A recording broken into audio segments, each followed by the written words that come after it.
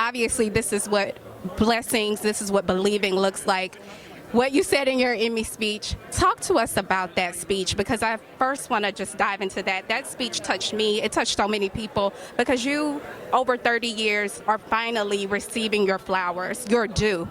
What did that speech, you said you've had it prepared since you were 5 years old, but what did that moment mean for you? Right. Well, the speech that I prepared since I was 5 years old went straight out of my head.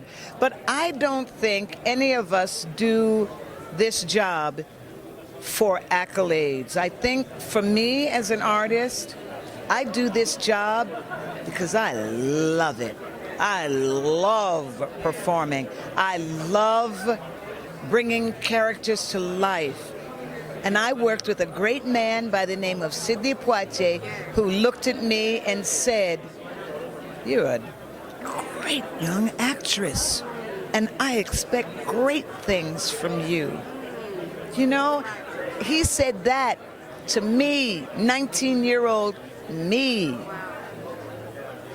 He cast you in your very first film. Right. Let's dive into that. What did you learn from him, from being that 19-year-old Sheryl to where you are now? What did he teach you? I have to tell you, it was very interesting because when I went into that audition, Pamela Poitier was there.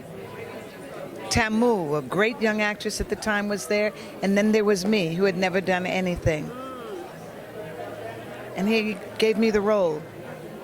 And that turned out to be everything for me. Yeah. Wow.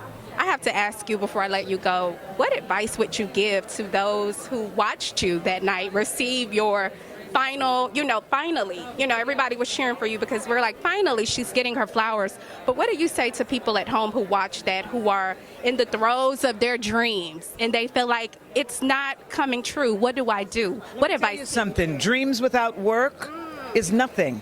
You've got to work at it. You've got to continue to sharpen your skill set.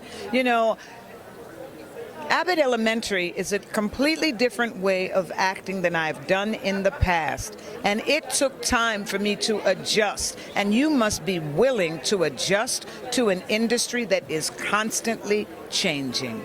So be ready for change, be up for change, be prepared for change, and ready to do the work, because it takes work.